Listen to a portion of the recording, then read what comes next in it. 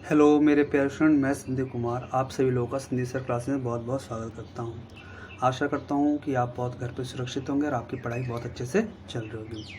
जैसा मेरे बच्चों आप जानते हो कि कल मैंने प्रेसिडेंट के ऊपर पार्ट 1 की वीडियो रिलीज़ करी है। अगर किसी ने वो वीडियो नहीं देखी तो सबसे पहले वो वीडियो देख लें। चलो हम आज इसके आगे डिस्कशन करते हैं पार्ट 2 में।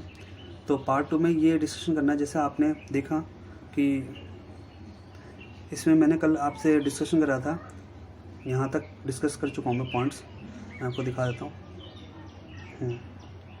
यहाँ तक मैंने वीडियो में डिस्कस कर चुका हूँ कि प्रेसिडेंट के पास क्या क्या पावर्स होती हैं, जिसमें एग्जीक्यूटिव पावर मैं डिस्कस कर चुका हूँ, लेजिस्लेटिव पावर भी मैंने डिस्कस कर चुका हूँ, ठीक है। और यहाँ पे ये भी समझा था, ये वाला पॉइंट अब कट गया है, जो नॉमिनेट जो प्रेसिडेंट जी करते थे लोकसभा में 2 मेंबर जो एंग्लो इंडियन कम्युनिटी से हैं, तो 2020 में पार्लियामेंट में बिल पास करके इसको अब ख़त्म कर दिया गया। तो ये चीज़ ध्यान रखना। चलो अब आगे पढ़ते हैं हम। Bill send to the president. अगर सपोज़ मान लो, जैसा आप सब लोग जानते हो कि जो बिल होता है वो आइदर हाउस, किसी भी हाउस में हम मतलब चाहे लोकसभा चाहे राज्यसभा में डिस्कशन करके पास करा जाता है। अगर बिल लोकसभा में आया, फिर वो बिल जाता है राज्यसभा में, वहाँ से पास होने के बाद प्रेसिडेंट के पास जाता है साइन होने के लिए। और अगर प्रेसिडेंट जी ने उस पर साइन कर दिया तो बिल किस में तब्दील हो जाता है, वो एक्ट में बन जाता है। किस में बन जाता है? एक्ट में। ध्यान रखना, जब तक बिल एक्ट में तब्दील नहीं होता तब तक वो लागू नहीं माना जाता। ध्यान रखना है। जैसे भी किसान वाला बिल है जो आप पढ़ रहे हो, किसान विरोधी बिल, जो 3 कानून जो आए हैं जिस पे किसान आंदोलन कर रहे हैं, तो वो दोनों हाउस से पास हो चुका है, बट अभी प्रेसिडेंट ने उस पर सेंट नहीं दी है। चलो आगे चलते हैं। तो यहाँ पे बात ये होता है कि प्रेसिडेंट के पास 3 ऑप्शन होते हैं।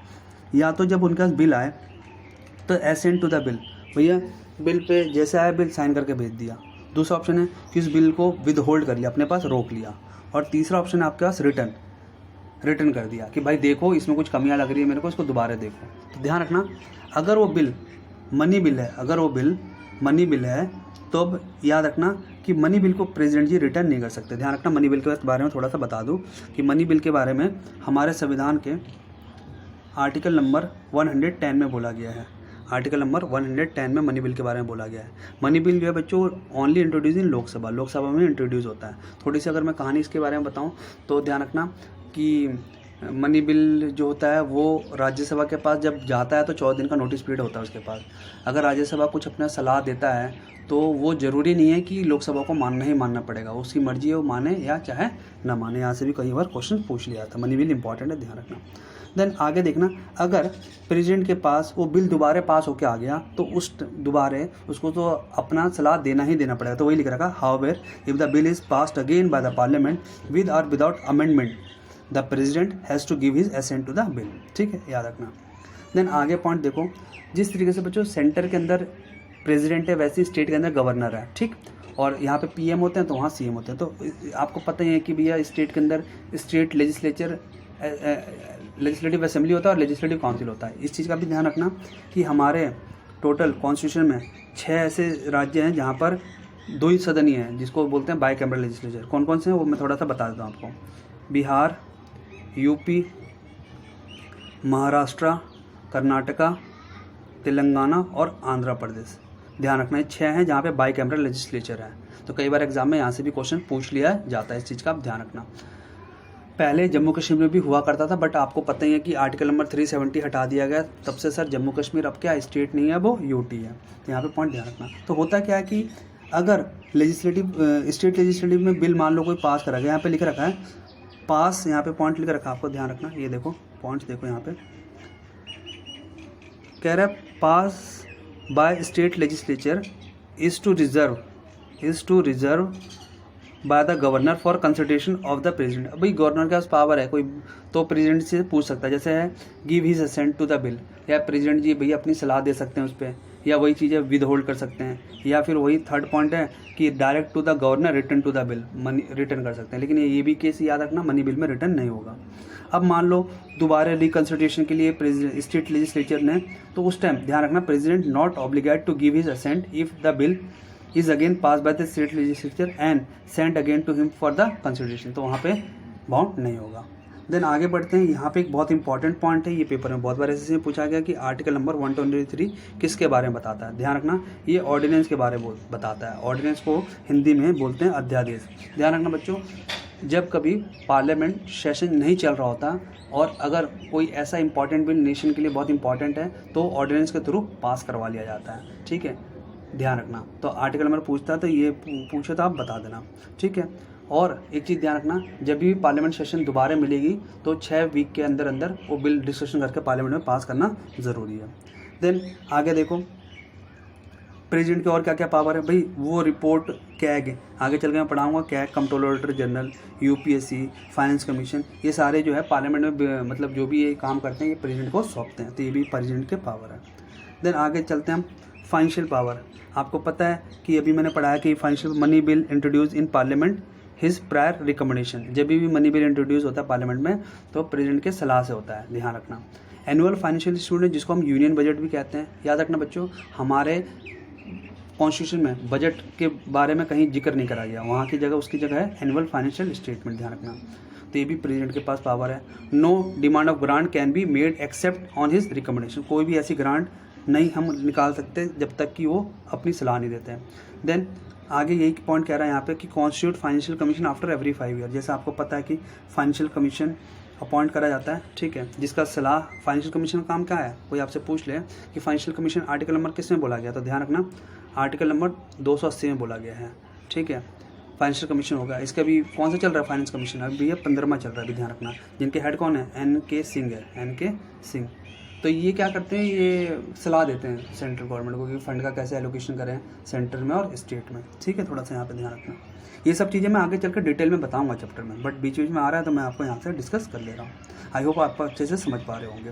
देन आगे चलते हैं जुडिशरी पावर। जैसे आपको पता है कि भाई जो चीफ जस्टिस है, अभी कल ही मैंने आपको कहा था कि चीफ जस्टिस अभी न्यू अपॉइंट हुए हैं, तो आपका होमवर्क है, आप मेरे को कमेंट बॉक्स में कमेंट करके बताओगे कि अभी new chief justice of supreme court कौन है। तो इन सबकी अपॉइंटमेंट हमारे प्रेसिडेंट जी करते हैं। ठीक है, ध्यान रखना। और इसके बाद यही बोला गया है भैया पार्डन, क्षमा याचना जो आप सुनते हो, तो क्षमा याचना जो है वो है आर्टिकल नंबर 72, ध्यान रखना। आर्टिकल 72 में कहा गया है कि भैया अगर किसी की डेथ सेंटेंस को कन्वर्ट करना है या मतलब कम्युनिट करना है, पावर मतलब सज़ा को कम करना है, तो प्रेसिडेंट के पास उसकी पावर है। देन एक चीज़ भी ध्यान रखना, डिप्लोमेटिक पावर भी प्रेसिडेंट के पास ही है। आप सब लोग जानते हो कि जो भी इंटरनेशनल ट्रीटी होता है, ऐसे रियल में तो काम हमारे PM करते हैं, प्राइम मिनिस्टर करते हैं, बट किसके बिहाफ में करते हैं, हमारे रियल हेड किसके बोले थे, प्रेसिडेंट। तो जो भी काम होता है उनके बिहाफ में, तो इसलिए बोलते हैं डिप्लोमेटिक पावर। आपको पता होना चाहिए जो भी इंटरनेशनल ट्रीटी होती है, एग्रीमेंट होता है, नेगोशिएशन करते हैं, वो सब अप्रूवल ऑफ द प्रेसिडेंट करा जाता है। देन अगली पावर है मिलिट्री पावर। मिलिट्री पावर में ध्यान रखना कि सुप्रीम कमांडर ऑफ डिफेंस का अगर कभी पेपर में पूछे कि सुप्रीम कमांडर ऑफ डिफेंस कौन कहलाता है, तो हमारे भारत के राष्ट्रपति कहलाते हैं, इस चीज़ का ध्यान रखना। और यही सबको अपॉइंट करते हैं, जैसे आपको पता है कि आर्मी, नेवी, एयरफोर्स, इन सब के हेड को, चीफ को हमारे राष्ट्रपति जी अपॉइंट करते हैं। एक पॉइंट यहाँ पे बताऊँगा, CDS आपको पता है, चीफ डिफेंस स्टाफ, एक नई पोस्ट क्रिएट हुई है। ठीक है, इसका आपको बताना है कि इसके हेड कौन है। ठीक है, ये आपका होमवर्क है, आप कमेंट बॉक्स में कमेंट करके बताना थोड़ा। देन हम अगर बात करें, जिसमें हम बात कर रहे हैं कि सर इमरजेंसी की, जैसे आप इमरजेंसी की अगर मैं बात करूं तो इमरजेंसी भारत में 3 तरीके के लगाई जाती है। ठीक है, जिसका अर्थ दे रखा है कि आर्टिकल 352 में नेशनल इमरजेंसी है, फिर दूसरा है 356 में प्रेसिडेंशियल रूल या स्टेट इमरजेंसी भी इसको बोलते हैं, एंड थर्ड है फाइनेंशियल इमरजेंसी। ये जो चैप्टर है इमरजेंसी का, मैं अलग से एक वीडियो डालूंगा, उसमें डिटेल में आपको बताऊंगा। बस ये समझ लो कि हमारे प्रेसिडेंट के पास है, इमरजेंसी लाने पावर प्रेसिडेंट के पास है। देन आगे देखो veto power of the president. Veto power है प्रेसिडेंट के पास। ठीक है, वीटो पावर क्या होता है, मैंने दे रखा है C पेज नंबर 4, ध्यान रखना। और वीटो पावर के बारे में आर्टिकल नंबर 111 में बताया गया है, इसको ऊपर पढ़ लेना। ठीक है, और इसके बाद हम अगर बात करें अलग, इसमें वीटो भी अलग अलग होता है, जैसे एब्सोल्यूट वीटो होता है, क्वालिफाइड वीटो होता है, सस्पेंशन वीटो होता है, पॉकेट वीटो होता है। तो सबके बारे में मैंने दे रखा है यहाँ पर डेफिनेशन। इसको प्लीज़ ज़्यादा अच्छा लगेगा कि आप मेरे नोट्स से अपने नोट्स बना लोगे देख करके, तो काफ़ी ठीक रहेगा, आपको अच्छे से याद भी हो जाएगा।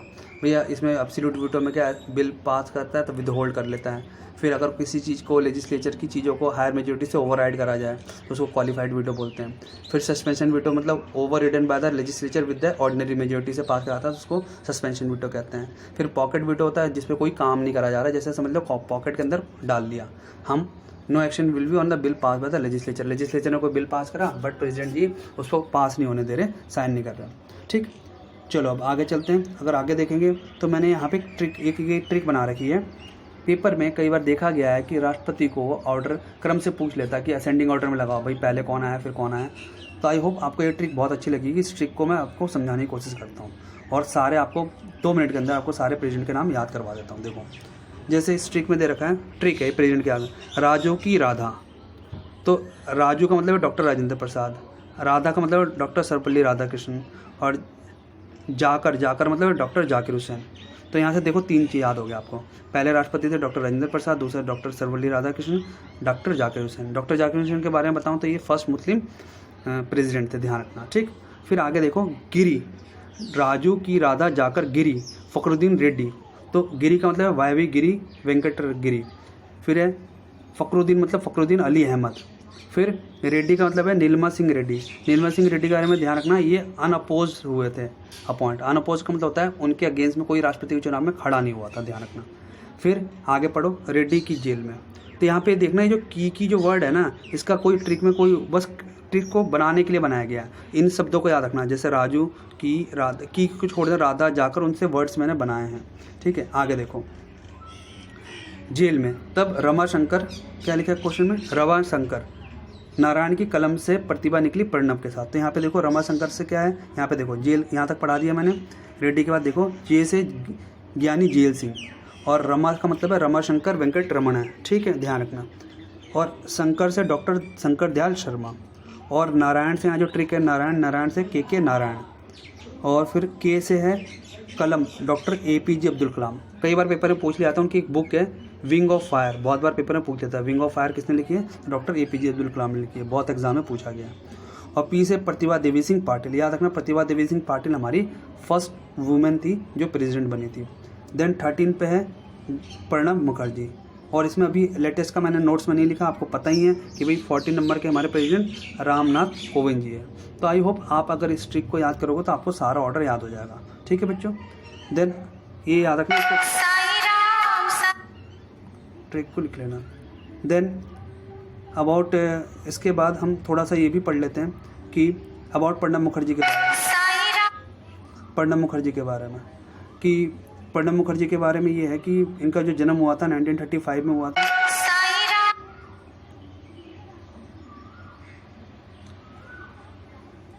इनका जो जन्म हुआ था 1935 में हुआ था, ठीक है।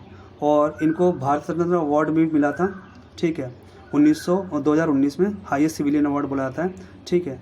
और इनको मरणोपरांत मरने के बाद मिला था। तो आई होप आपको ये प्रेसिडेंट चैप्टर बहुत अच्छा लगा होगा और अच्छे से समझ में आया होगा। अगर आपको ये अच्छा लगा हो तो प्लीज़ अपने फ्रेंड सर्कल में, अपने सभी दोस्त और रिलेटिव में जो लोग कॉम्पिटिटिव की तैयारी करते हैं वहाँ पे शेयर कर सकते हैं। और प्लीज़ अपना राय कमेंट बॉक्स में देना ना भूलें कि आपको वीडियो कैसे लगी। आप घर पर रहिए, सुरक्षित रहिए। Thank you so much for watching this video. Have a nice day, take care all of you.